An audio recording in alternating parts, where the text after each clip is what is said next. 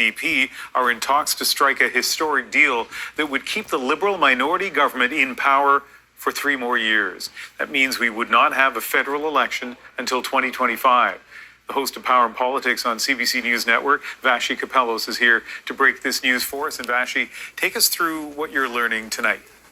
Hi, Ian. Yeah, the Liberals and the NDP have reached this tentative agreement to, as you put it, keep the Liberals in power at the seat of government until 2025. It would involve the NDP supporting confidence, motions of confidence or bills of confidence. So, for example, more specifically, the budget for the next 4 budget cycles. So quite a long period of time.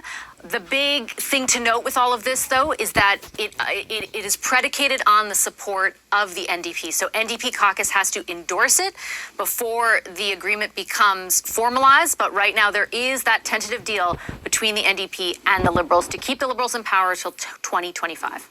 So stability for the Liberals, who are in a minority position. But take us through what is likely in this for the 2 parties.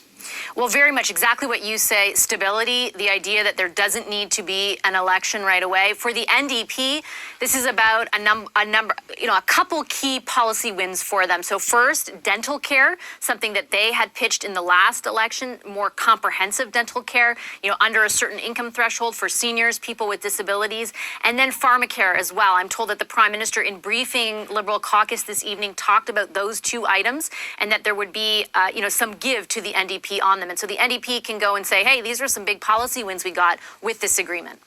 And for those who follow politics closely, they may be wondering if this is a formal coalition, but it is not.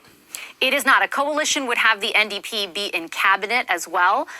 It would be a much more formalized agreement. That said, the opposition is already talking about this and characterizing it as a coalition. I'll read you a quick tweet from interim leader Candice Bergen, who just put out a Liberal NDP coalition, retweeting our colleague David Cochrane's story about this. I'll have much more to say, Bergen says, but right now all I can think is, God help us all. That's how the Conservatives are characterizing this tentative and historic agreement tonight.